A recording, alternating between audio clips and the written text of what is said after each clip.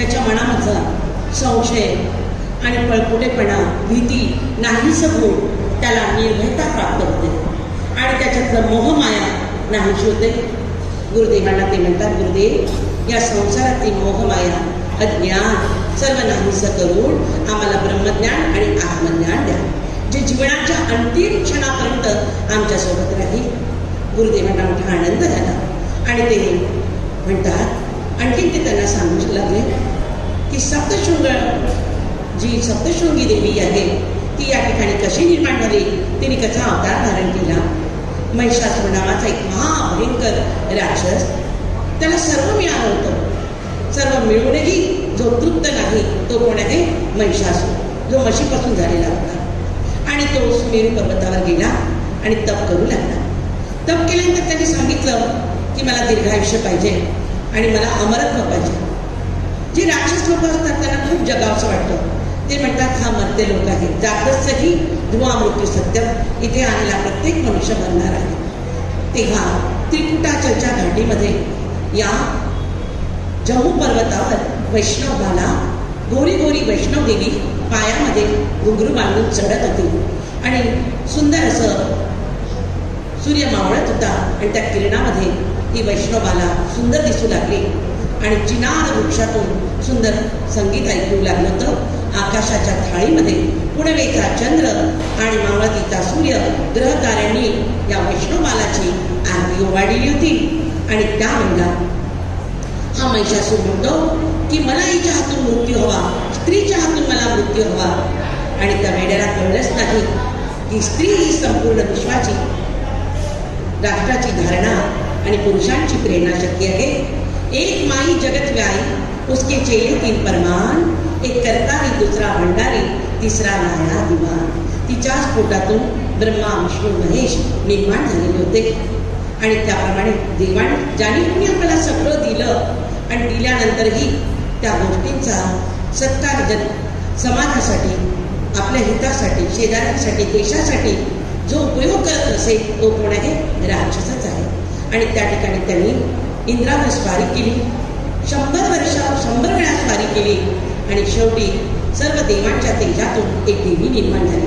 जणू काही महालक्ष्मी भगवान विष्णूपासून तिचं मुखकमल होतं, शंकरापासून मस्तक निर्माण झालं, सागराने तिला पैंजणं दिली आणि ती वरुण आणि पात्र दिलं. अशी ही महालक्ष्मी चतुर्भुज रूपामध्ये सिंहावर आली आणि सुमेरू पर्वतावर संगीत ऐकू लागली. तिथे महिषासूर गेला आणि तो म्हणतो की तुझी आणि माझी जोडी लक्ष्मीनारायणासारखी शोभून दिसेल. तेव्हा ती म्हणते की तू इच्छा धारण करणार आहे, माझा पती सच्चिदानंद स्वरूप परमात्मा आहे, त्याचं रूप नागपुळेने गणला जा, तो सत्य रूप आहे, चित्त म्हणजे ज्ञान आहे आणि तो विशुद्ध चित्त आनंद स्वरूप असा माझा पती आहे. आणि अशा वेळेला या ठिकाणी महिषासुराचं आणि या महालक्ष्मीचं घनघोर युद्ध झालं. आणि त्यावेळेला तिच्यासोबत 18 हात होते. तिने रिंगण तयार केलं. अनेक शक्ती त्या ठिकाणी आल्या, काली, तारा, छिन्नमस्ता, बगलामुखी, षोडशी, त्रिपुर सुंदरी, झुंबा आणि तुळजा. आणि त्या ठिकाणी आल्यावर महाभयंकर युद्ध झालं आणि तो महिषासूर असा त्याच्यातून रेडा येत असताना तिने देवीने त्याला त्रिशूळाने मारलं आणि तिथून त्यांनी उडी मारून सप्तशृंग गडावर तो गेला. श्रोतेहो, लक्षपूर्वक ऐका, कन्यकाच्या जन्माची कथा या सप्तशृंग गडावरून सुरू होते. ऐका, त्या ठिकाणी त्यांनी उड्डाण केलं आणि त्या ठिकाणी सप्तशृंगी देवीने अनेक शस्त्र मारले, इतकं विराट रूप धारण केलं. देवीच्या पायाने धरती दबल्या गेली आणि मस्तकाने आकाश वर उचलल्या गेलं. पशु पक्षी घाबरून आईच्या पंखाखाली लपले, सागर खवळला आणि पर्वत डळमळले. असं घनघोर युद्ध होत होतं. रक्ताचे पाठ वाहू लागलेले होते. आणि त्यावेळेला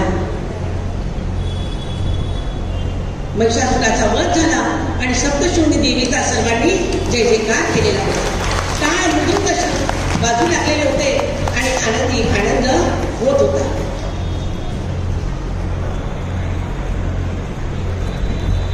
आणि त्यावेळेला इकडे या कथेमध्ये या तुम्ही.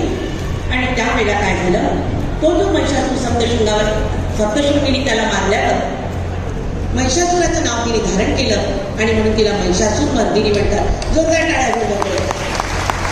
आणि ही महिषासूर मर्दिनी इतकी थकली, जसं तशा बिसीत बायका खूप खाऊन येतात आणि मग त्या थकल्यानंतर आता माझ्याच्याने काही होत नाही, मी काही काम करणार नाही. एक दिवस काम नाही केलं तर काय होतं, इतकं युद्ध झालं होतं.